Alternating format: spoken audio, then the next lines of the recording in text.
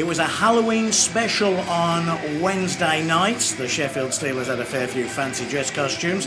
No, that is the true face of Colin Shields. John DeCarrio had a mask on, but his was needed. The Coventry Blaze were in town after their eventful night in Cardiff last Sunday. It was the Steelers that got off to the better start, and it was to be another big night for Colin Shields. Lovely pass from Legui. Shields shoots and scores. Only in the third minute, the Steelers led by 1-0. Matt Stevenson also picking up an assist. That goal by Shields, or rather that assist by Legui, was his 426th point for the Steelers. Takes him fourth in all-time scoring.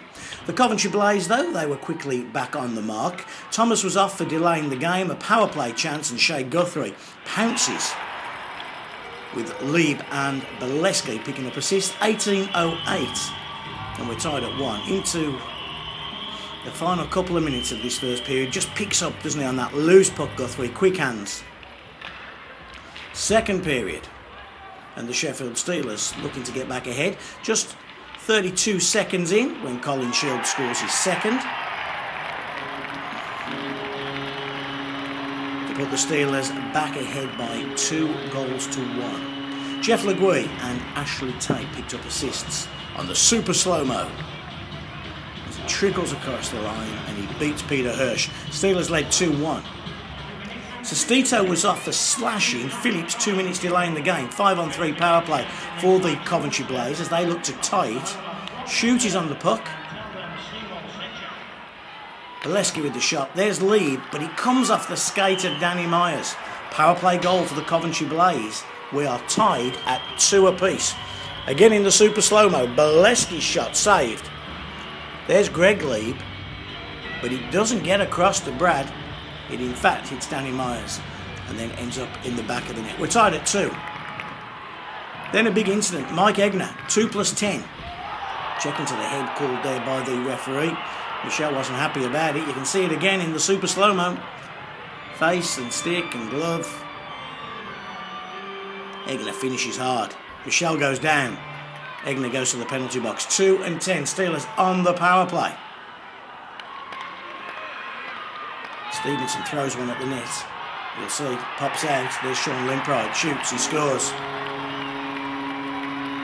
Steelers led at 34-54. Stevenson picking up an assist on that one. So was Sean Limpride. Right on the end. Shoots once, twice, goal. Steelers led 3-2. Still on the power play. 5-on-3 became a 5-on-4. And you will see the puck will just fall nicely to Legui. Jeff Legui shoots and scores. Steelers lead 4-2 at the interval. Johnny on the spot. Finishes nicely. So calm and collective, Jeff Legui. Steelers fans happy or mightily relieved as the Steelers look like heading to the quarter-finals of the Challenge Cup. That was cemented 6 minutes into the third period. Sean Limpride and Steve Gertson will pick up assists on a nice finish from Matt Stevenson. He made it 5-2. Stevie shoots and scores. The Steelers were happy. And calmness had settled around the arena. Lovely finish from Stevie. Goes low, glove side. Of course, he's a right-handed catcher, isn't he, Peter Hirsch? Fans were happy. That was the last we were going to see of Peter Hirsch. He was replaced by Adam Goss. And Goss actually made a couple of nice saves as well in his short period of time. But in the final minute, he was left out to dry. Colin Shields would pick up his hat-trick goal. Sestito and Legui would assist on Shields' effort.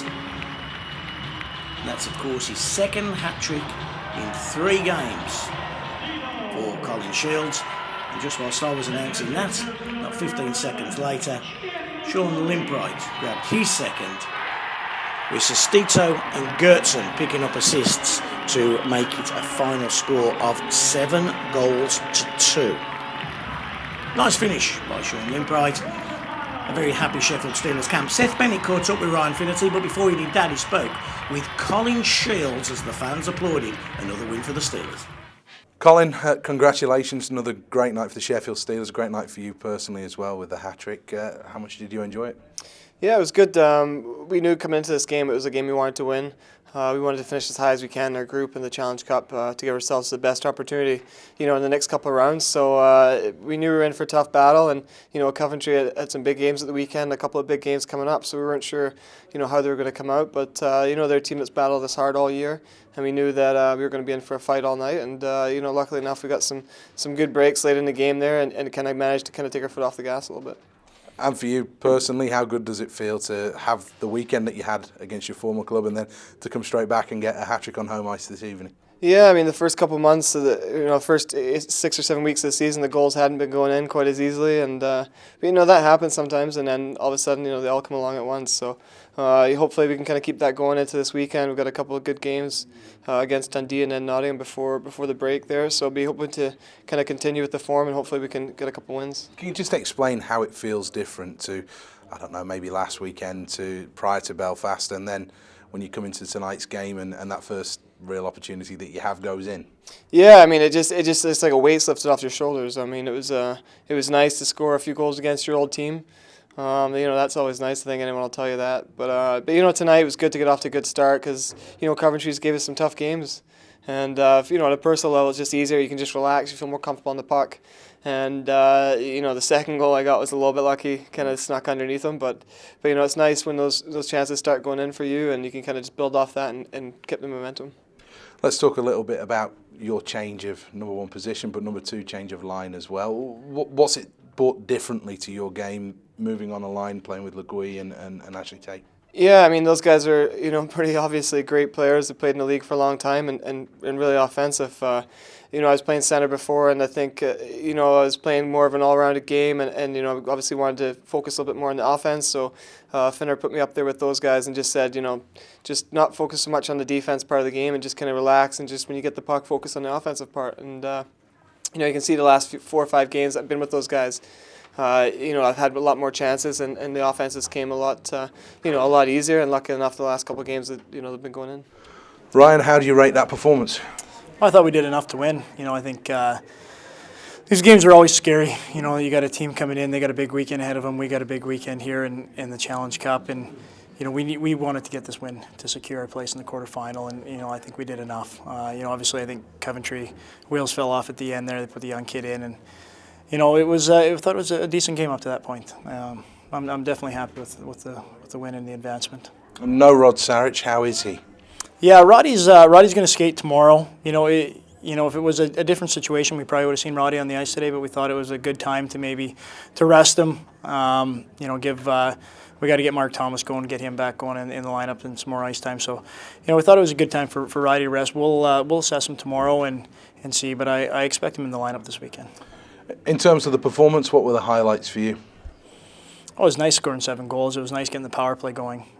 We had some good power play opportunities, and 0 for 7 in Belfast, I thought kind of killed us. Didn't give us any chance to win on Saturday. So it was nice to see these guys get back at it in the power play and put the pucks in the net. So because we got to get the power play working if we're going to be successful. And even that 5-on-3 you had, you didn't score on it, but it was a 5-on-3 that actually worked, didn't it? It was a 5-on-3 where you moved the puck ever so well and you created a lot of chances. Yeah, I thought the first 5-on-3 we moved it around well. I think we hit 2 posts, and this one was a bit ugly, but it worked. And we got puck. And basically, we just got a puck to the net, and Limper got the rebound there. So, that's what you got to do. You got to score some ugly goals when they're not going in for you, and especially on the power play. We said we just need pucks to the net, and we got to bang them in, and the guys did that.